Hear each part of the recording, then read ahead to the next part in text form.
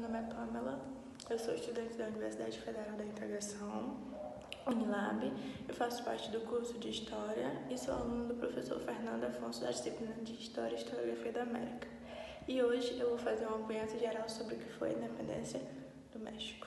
Então, contextualizando, o México ele foi colonizado pela Espanha e, diferentemente de Portugal, onde nós temos a América Portuguesa, ela se unificou em um só país, o Brasil, diferentemente da América Espanhola.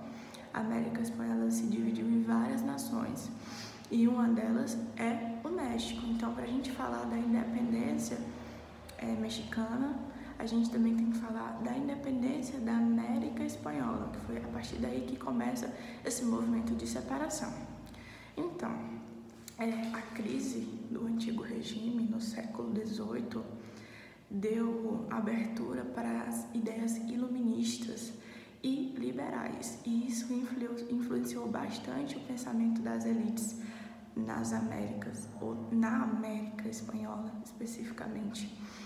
E em 1807 ocorre um grande fato na história, que foi a expansão do Napoleão Bonaparte. Ele começa a praticar o seu projeto de expansão e a partir daí, em 1807, ele invade a Espanha e tira do poder o Fernando VII, que é o rei da Espanha, e coloca no lugar o seu irmão José Bonaparte, E a partir daí começa essa movimentação de separação.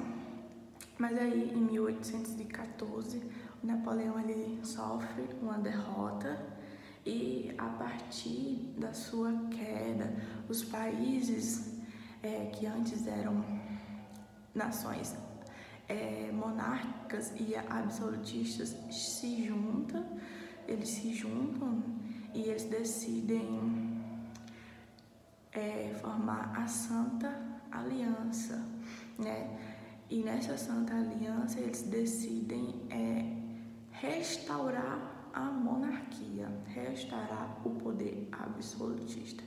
E aí na América Espanhola acaba surgindo um impasse, porque apesar do Napoleão ele ter sido derrotado, mas ainda havia na América uma certa influência da França. E aí ficou esse impasse, porque o rei era espanhol, mas ainda havia aquela influência francesa. E nesse contexto existem dois grupos muito importantes. O primeiro é os chapetones, que são os espanhóis que saem da Espanha e chegam até a América. E o segundo grupo é os crioulos. Então, essa palavra ela tem muitos significados, mas na América Espanhola, o significado dessa palavra crioulo são os filhos dos chapetones, os espanhóis nascidos na América. Então, os chapetones eles queriam continuar a manutenção da colonização lá na América Espanhola, e os crioulos queriam a separação da América, eles queriam expulsar os espanhóis da América. E sempre lembrando que esse movimento de independência, ele é sempre conduzido pelas elites, e a elite crioula, E eles tinham, na verdade, muito medo que esse movimento tomasse mais proporções e chegasse a ser conduzido pela parte popular. Eles não queriam que isso acontecesse de jeito nenhum, porque senão eles tinham muito medo que acontecesse na América Espanhola a mesma coisa que aconteceu no Haiti, em 1804. E aí tem as influências. Primeiramente, a independência tem influência da Inglaterra, que buscava a ampliação de mercados na América, e também os também havia interesses imperialistas dos Estados Unidos. Lembrando que os Estados Unidos, eles haviam há um tempo já conquistado a sua independência. Eles estavam buscando ampliação desse território e desse mercado também. E nos Estados Unidos, eles criaram a doutrina Monroe, onde falava a seguinte frase, era a América para os americanos. Mas a gente não pode se enganar e achar que essa frase está relacionada, na verdade, à América para o povo. Não.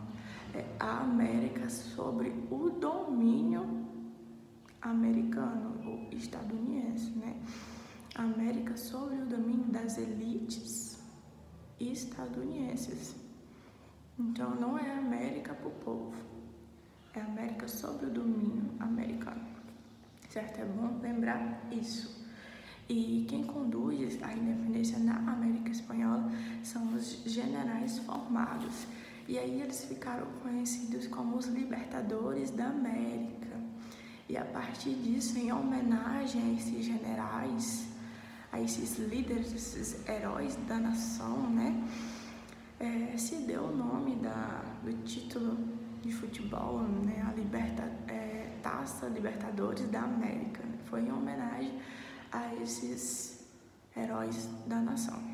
Então, mas tinham os 3 principais generais, que eram Simón Bolívar, Antônio Sucre e San Martín. E o Simón, ele é muito importante porque ele escreve um documento, a Carta da Jamaica. Ele estava na Jamaica e ele escreveu, por isso que ganhou esse nome, na Carta da Jamaica. E aí, nesse documento, ele expressa e mostra todo o seu desejo que ele tinha de formar uma confederação unida, né, contra os interesses dos colonizadores. E aí ele queria formar um pan-americanismo ou bolivarianismo, que provém do próprio nome dele, né? Esse pan, ele significa união, unificação, e ele queria que esses países que estavam conquistando a sua independência, que eles se tornassem irmãos, né? Ele queria e ele era contra toda a influência, principalmente britânica, da Inglaterra, e também era contra a doutrina Monroe, né? A questão da América para os americanos. E nesse contexto, eles acabaram excluindo o Brasil, porque para eles o Brasil estava passando por um processo totalmente diferente do deles. Até porque, como foi dito já no começo, a América Portuguesa, ela se unificou em um só país. E a independência do Brasil, ela foi feita a partir do Dom Pedro I, né? E ele já era um imperador e ele era português, não foi feita a partir de um brasileiro, né? Ele foi feita a partir do próprio ex-príncipe regente que se tornou imperador. Então, para eles, o Brasil passava por um movimento completamente diferente. Então, acabaram excluindo. Mas, depois de um tempo, o Dom Pedro I, ele começa a fazer parte desses nomes, dessas personalidades que se transformaram nos libertadores da América. Ele vira também um herói da nação, né? Depois. Mas eles não conseguem realizar de fato esse pan-americanismo porque os interesses deles divergiam com uma classe que tinha bastante influências na região, que são os chamados candilistas, que é muito parecido com os coronéis, né, que tinham no Brasil um poder regional. Os candilistas, assim como os coronéis, eles faziam aquelas apadrinhamentos, eles davam soluções rápidas às pessoas e exerciam autoridade, né? E eles exerciam esse autoritarismo e, ao mesmo tempo, eles tinham uma certa carisma. Então, eles tinham muita influência nas regiões. Então, eles não conseguiram realizar essa questão do pan-americanismo, mas apesar disso, eles conseguiram sim, de fato, a independência da América Espanhola e eles conseguiram expulsar os espanhóis da América. O movimento pela independência do México teve início em 1810 e foi liderado em seus primeiros momentos por 2 padres católicos, Miguel Hidalgo e José Maria Morelos. Em 16 de setembro de 1810 foi declarada a independência do México, porém ela não foi aceitada pelos espanhóis, que buscaram reprimir o movimento, originando assim uma guerra, a Guerra da Independência. Em julho de 1811, Hidalgo foi fuzilado pelos espanhóis e a liderança passou para as mãos de Morelos. Morelos, porém, defendia mudanças radicais para o país pós-independência, como, por exemplo, abolição da escravatura, isenção de impostos para os mais pobres e ocupação de cargos militares e civis pelos colonos. Essas ideias desagradaram os mais ricos, principalmente a elite agrária. Então, para evitar uma revolução social no pós-independência, a elite mexicana assumiu o movimento separatista, dando a ele um caráter mais conservador e menos popular.